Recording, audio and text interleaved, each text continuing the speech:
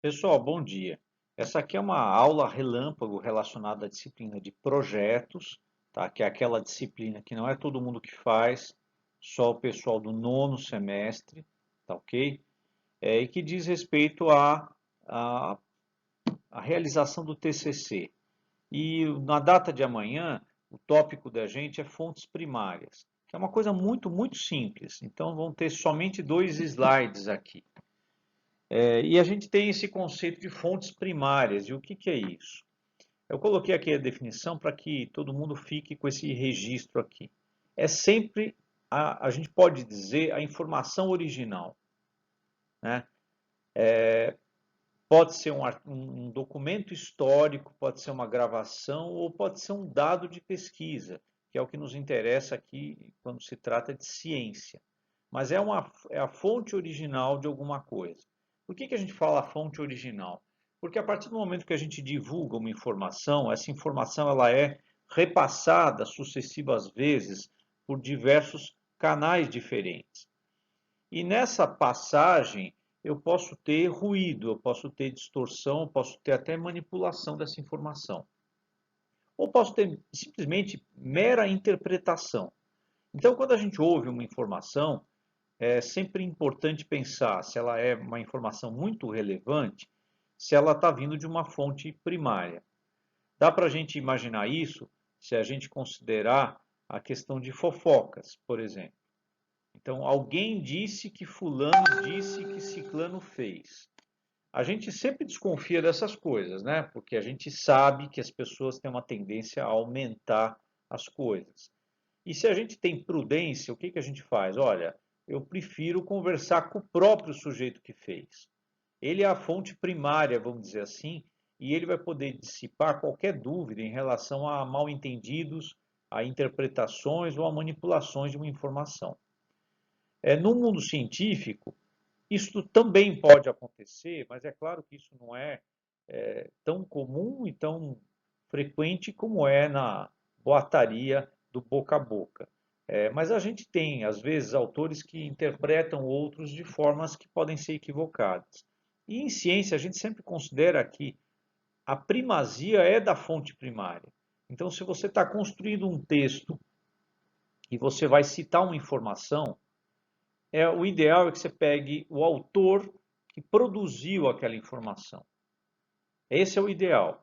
Muitos autores vão repercutir essa informação e isso também vai chegar em muita gente. Mas se a gente está escrevendo um trabalho científico e vai ser publicado, o ideal é que a gente tenha ali a fonte primária dele. Tá? Eventualmente, eu não tenho acesso à fonte primária, mas eu tenho acesso a uma coisa que a gente chama de fonte secundária, que vai me dar o acesso à informação e eu posso citar a fonte secundária e a fonte primária e dando a ideia de que, olha, eu obtive essa informação via uma fonte secundária. E existe um recurso que a gente usa, que é a palavra latina, né, do latim, apud. A gente coloca a informação que a gente teve acesso, coloca a informação da fonte primária com esse apud fazendo a ligação das duas. Tá ok? No próximo slide, eu mostro as fontes secundárias, que basicamente são aquelas que interpretam, analisam, discutem, comentam, compilam, sintetizam, processam ou divulgam as informações que estão nas fontes primárias. A fonte primária a fonte secundária mais clássica que a gente tem é o livro-texto. Então, o livro-texto de fisiologia de vocês é uma fonte secundária. Isso não significa que ele é ruim, eu não posso me basear nele. Se ele é um autor bom, reconhecido, e se outras pessoas aprovaram, eu posso confiar nele. Porque o que ele fez? Ele pegou artigos publicados de milhares de experimentos, compilou isso, leu, interpretou e montou um capítulo. Então, ele é uma fonte secundária.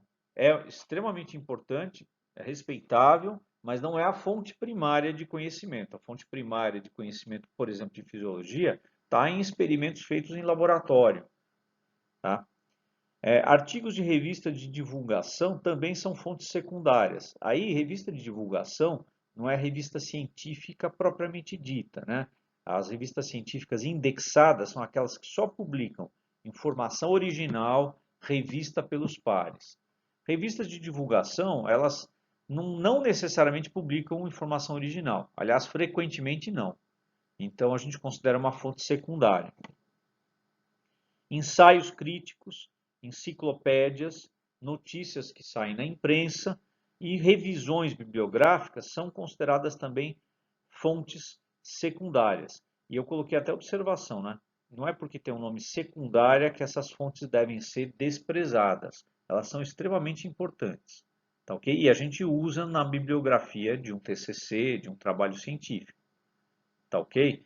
Claro que sempre que eu tenho acesso à fonte primária e a uma fonte secundária, eu vou dar, óbvio, preferência à fonte primária. Então, por exemplo, eu estou escrevendo um artigo sobre micotoxinas e eu estou citando o histórico. Tá? Eu conto isso porque eu passei por isso. A história inicial das micotoxinas data lá de 1960, uma intoxicação em aves no Reino Unido, que foi conhecida como Turkey Egg Disease. Todos os artigos, livros, depois desse evento, citam isso. Eu poderia pegar uma fonte secundária, porque é tão notório, tão consagrado, tão citado, que até dá para a gente pegar uma fonte secundária. Porém, se a gente tem acesso à fonte primária, eu posso buscar essa fonte primária, se eu tiver, e aí eu cito a própria fonte que relatou o caso. É a fonte melhor que eu teria para isso. Então, em artigos, a gente tem algumas fontes que a gente não tem acesso. Elas são caras, são indisponíveis ou simplesmente não estão digitalizadas. As bibliotecas às vezes não têm convênio que abarque aquela fonte. Aí não tem jeito. Eu vou ter que citar necessariamente uma fonte secundária. Tá ok? Esse é um breve e muito rápido resumo da questão de fontes primárias e fontes secundárias, tá ok? E em seguida vai ter uma testagem para ver se vocês conseguiram compreender isso. Uma testagem muito fácil com 5 testes.